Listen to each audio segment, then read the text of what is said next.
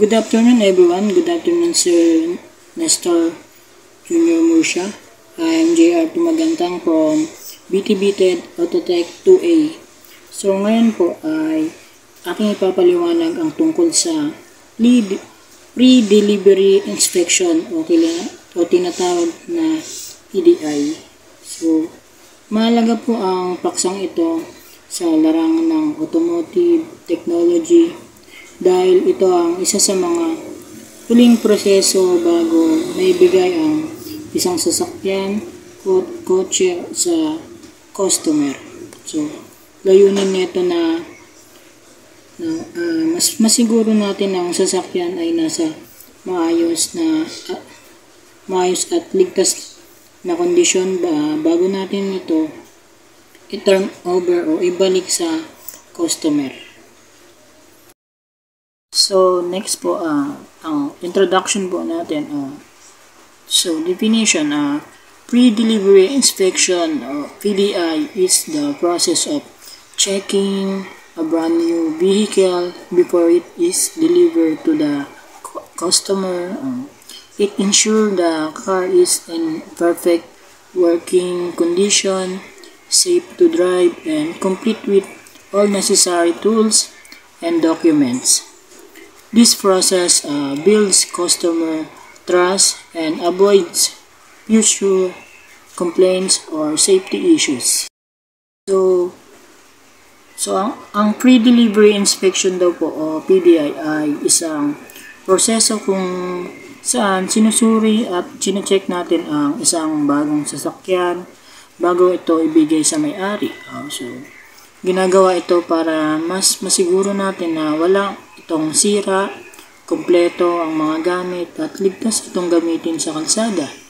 Ginagawa ng mga automotive technician ang prosesong ito sa loob ng dealer o service center bago ma-release ang unit.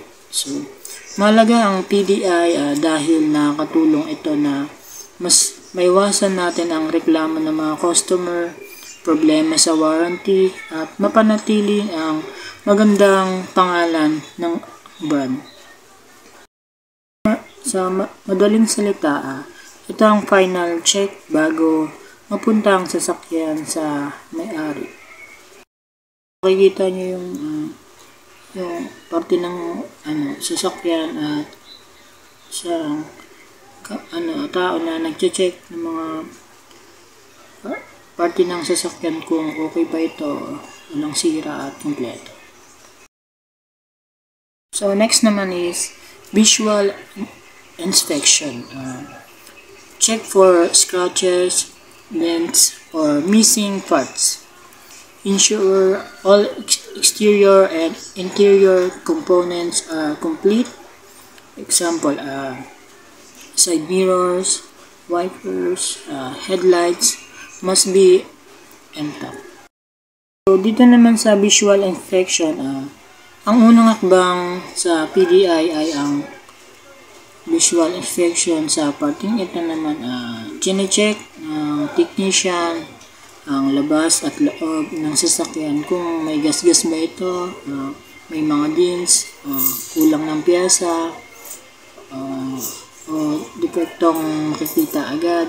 Halimbawa, tinitignan kung bawang side mirror, yung mga headlights niya, wipers, maayos ang mga pintura.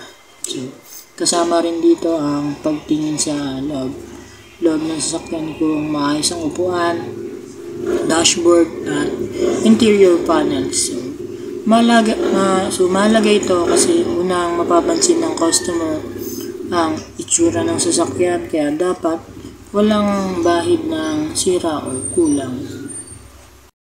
Kanya dito sa larangan na pulito talaga nila chine-check yung parte ng sasakyan, ilalim ng sasakyan, sa gilid ng sasakyan, yung mga pintura ba, yun, kung okay ba.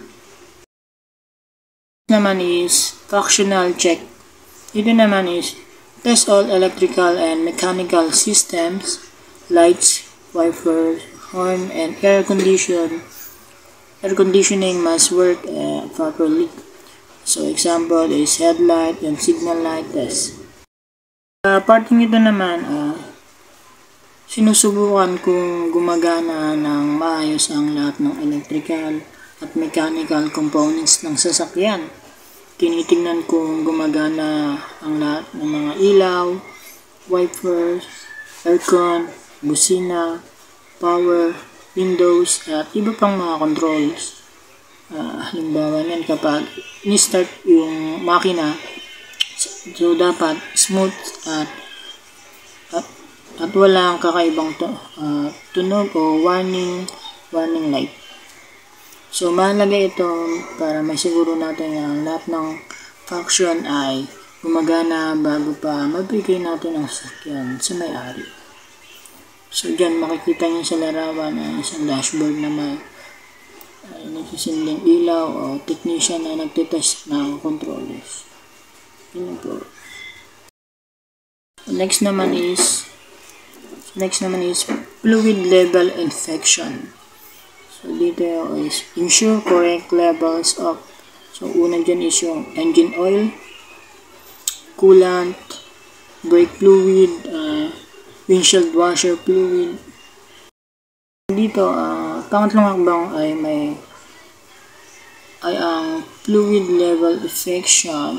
Dito chine-check ng technician kung tama ba ang level ng mga fluids na mahalaga sa pagpapatakbo ng sasakyan. So kabilang dito ang engine oil, coolant, brake fluid, at windshield washer fluid. So kapag mababa ang mga ito, pwedeng masira ang makina o magdulot ng aksidente sa kalsada. Halimbawa, kung kulang ang brake fluid ay maaring humina o mawala ang preno ng iyong sasakyan.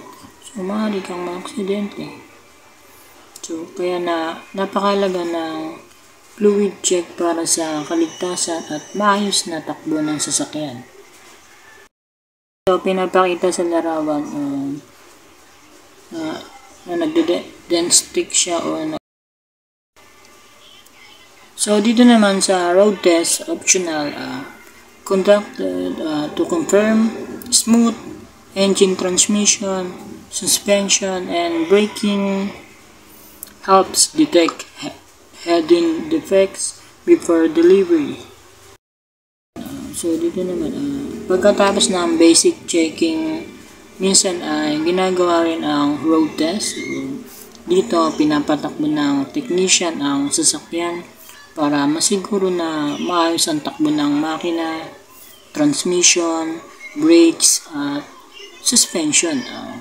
Tinitingnan kung may kakaibang ingay ba, kung maayos ang preno, at kung smooth ang handling. Ito ay parang mini test drive bago i-deliver sa customer. So sa ganitong paraan, makikita agad kung may hidden problems o bago pa man ito i-release sa may-ari.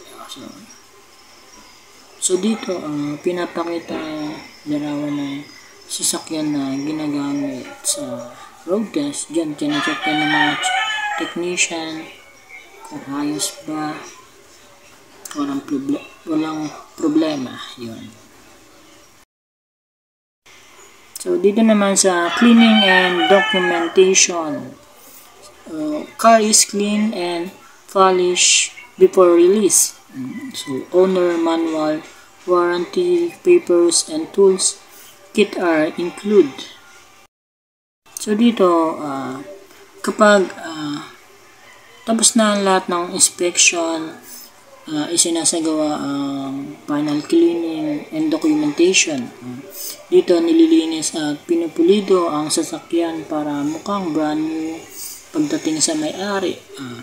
Kasabay na ito, inilalagay din sa loob ng sasakyan ang owner's manual, warranty booklet, at mga tools tulad ng spare, tar, at jack. So, dito natitiyak natin na kompleto ang lahat bago iabot ang susi sa customer. So, ito, pinapakita sa larawan yung technician na nag-aabot ng mga susi, naglilinis ng kotse, na pulido ang kanilang pagsiserve sa customer ng may-ari ng sasakyan. So, yun. So, dito naman is example, Toyota Vios PDI. So, dito, lights all functional, tires correct and air pressure, engine no leaks, accessories, spare, tire, jack, and tools complete. So, dito, halimbawa sa isang Toyota Vios, bago ito ibigay sa buyer, ito ang mga chine-check. Una, yung gumagana ba lahat ng ilaw neto, mula unahan hanggang likod. Tama ba ang hangin sa gulong? Hindi siya mapaplat, walang butas. So, walang taga sa makina. So, kumpleto ang spare tire, jack, at mga tools.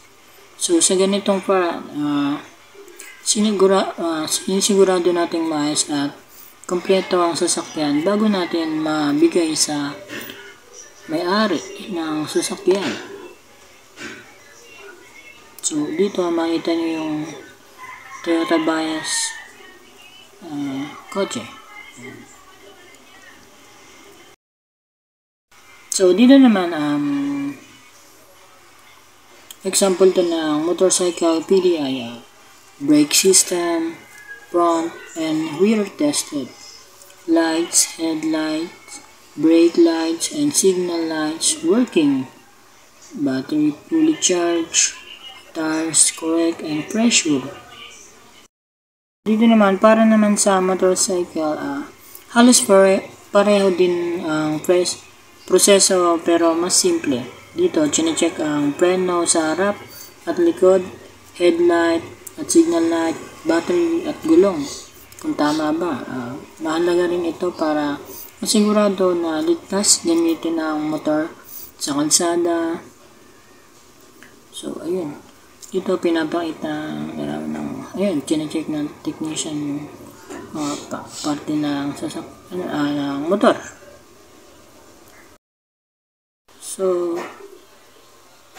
So dito na conclusion.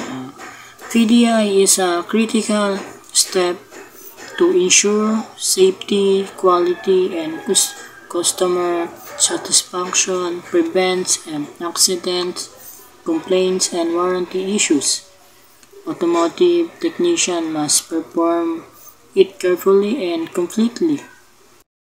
So dito ang sinasabi bilang pagtatapos ang pre-delivery inspection o PDI ay isang napakalagang proseso bago maibigay ang sasakyan sa may-ari.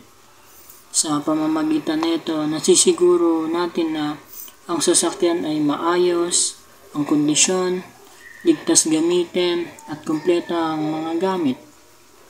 Bilang mga future automotive technicians,